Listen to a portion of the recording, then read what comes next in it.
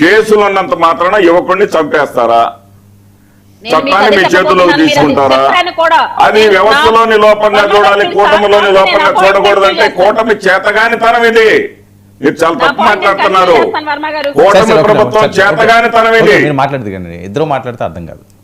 అంతేగాని దాన్ని వ్యవస్థలో ఒక లోపంగా చూస్తామనేది.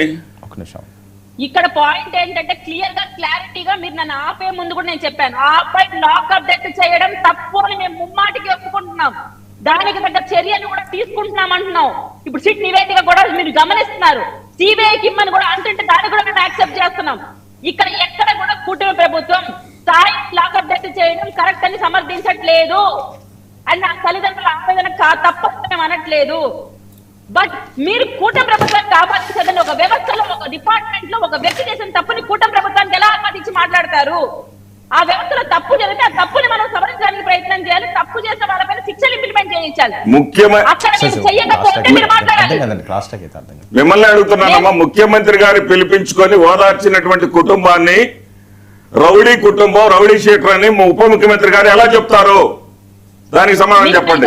ముఖ్యమంత్రి గారు పిలిపించుకొని మీకు న్యాయం చేస్తాం, మిమ్మల్ని ఓదారుస్తాం అని చెప్పినటువంటి ఆ వ్యక్తిని